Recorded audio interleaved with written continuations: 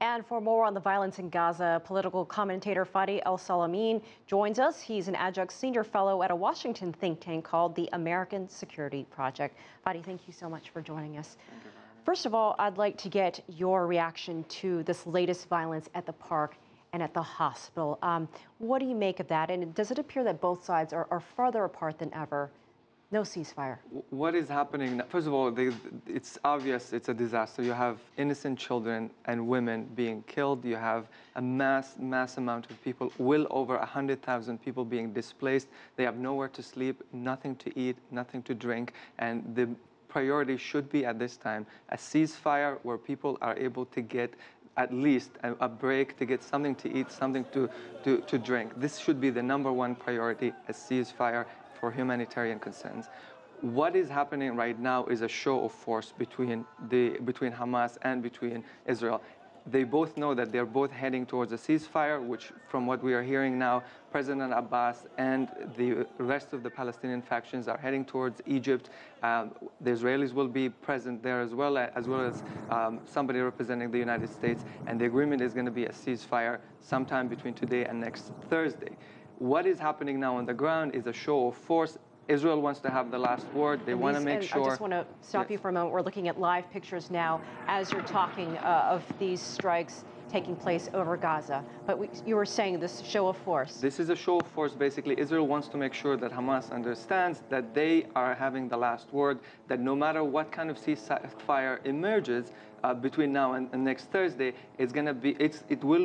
Hamas will not be able to declare a victory. So unfortunately, playing with people's lives to send a political message is not acceptable. But wasn't there a chance over the weekend when there was this short 12-hour ceasefire? There was no way, you don't think, anything could have built upon that and extended, especially during this time we have Eid happening right now?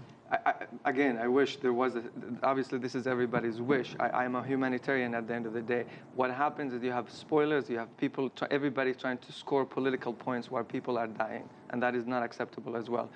Without going into details, you have different parts. On one side, you have Hamas, Turkey, and Qatar trying to organize something on their camp, while at the other side you've got Egypt and the Palestinian Authority trying to organize something on their camp as well. And they did not agree on certain points, but it does look like they are now agreeing and moving towards an agreement which hopefully will emerge between today and next Thursday. How do you look at Hamas, though? I mean, do you think some people outside of the region looking at this from the outside think that maybe they should have agreed to one of the many ceasefires that have been presented so that there wouldn't have been all this violence? The talk out there is that it's not just Hamas that's rejected the ceasefires, it's also Israel. But who rejected and who accepted is not really important. What is important is what are the demands and who can meet them and who cannot. The demands are the following from the Palestinian side. They're saying clearly, whether it's Hamas or even now President Abbas, Gaza has been under siege for the past 8 years. People are dying slowly. It doesn't make a difference whether they're...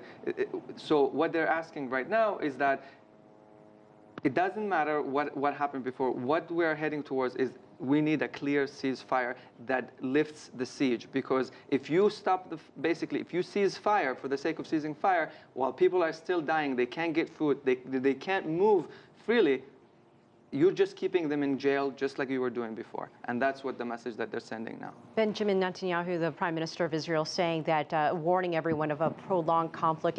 And again, we're looking at these live pictures of Gaza. What goes through your mind when you're seeing this? These are people, I mean, these are friends that I talk to every day. Before coming on your show, I ask people, what would you like the world to hear you? What would you like to send, the message that you'd like to send to the world? And almost unanimously, I got messages from friends who said, we just want to live. A friend told me, I haven't washed my face in 10 days. I've been running from one place to the next.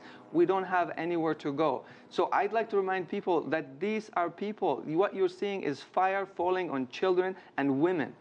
This should not be acceptable to anybody. I'd like to also ask people who have a conscience, people who I know do not agree with what is happening, to look at organizations like the United Nations organizations that are working in Gaza and to send them money so that they can buy food and water and shelter for people that are dying by the minute, as you can see. Humanitarian efforts there are still very difficult. Fadi, Elsalameen, we appreciate your time. Thank you so much for sharing your time with us. Thank you for having me.